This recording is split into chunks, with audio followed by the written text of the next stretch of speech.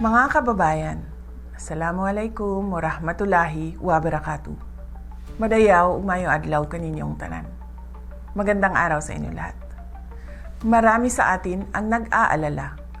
Patuloy ang pagtaas ng presyo ng mga pangunahing bilihin at kasabay ng pagtaas ng presyo ng langis, mas matindi ang magiging hirap.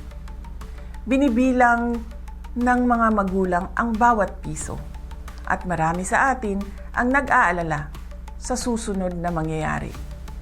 Nais kong ipaalam sa inyo, hindi kayo nag-iisa.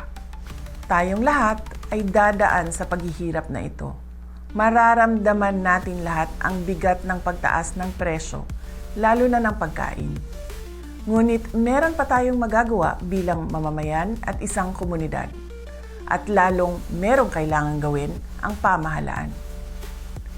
Para sa ating mga lokal na pamahalaan, marami sa mga non-essential na mga aktibidad na gumagamit ng langis ang pwedeng ipagbawal muna, tulad ng parada sa festival.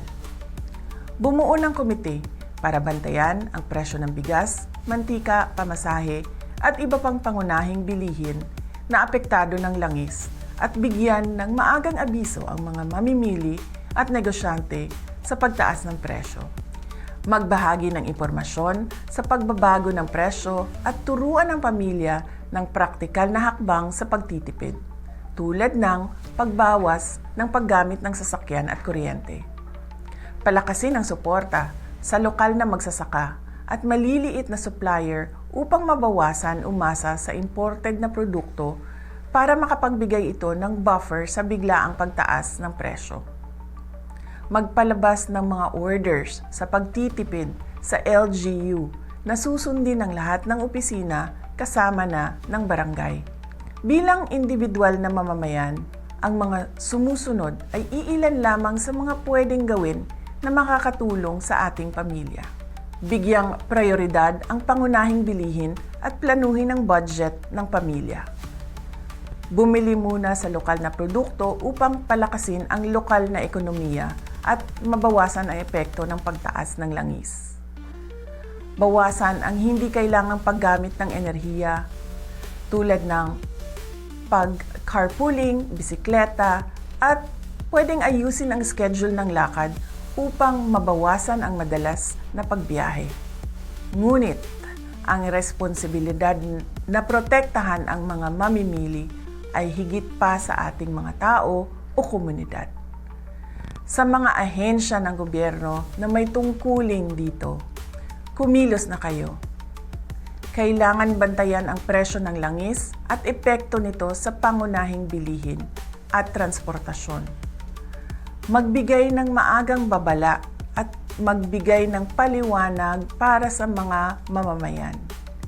Ipatupad ang mahigpit na hakbang laban sa hoarding at labis na taas presyo. Gawing regular ang inspeksyon at isarado ang mga lalabag na negosyante. Magbigay ng pansamantalang subsidiyo o price caps sa produktong pagkain at isaalang-alang ang targeted cash transfers sa low-income na pamilya. Magbigay ng advisory sa fuel-efficient na distribution ng pagkain at insentibo sa pampublikong transportasyon. Makakahanap tayo ng paraan upang mapagaan ang ating pasanin sa pamamagitan ng pagtutulungan sa komunidad, pagtangkilik sa lokal na produkto, at pagiging maingat sa ating paggastos at paggamit ng enerhiya.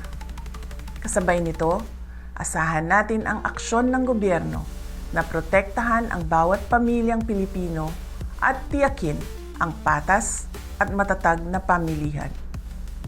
Malalagpasan natin ang pagsubok na ito tulad ng nalagpasan natin ang pandemya. Higit sa lahat, huwag tayo mag-isip na gumawa ng masama sa sarili man o sa ating kapwa-tao. Mamuhay tayo ng marangal at may dignidad kahit tayo ay dumadaan sa kahirapan. Syukran.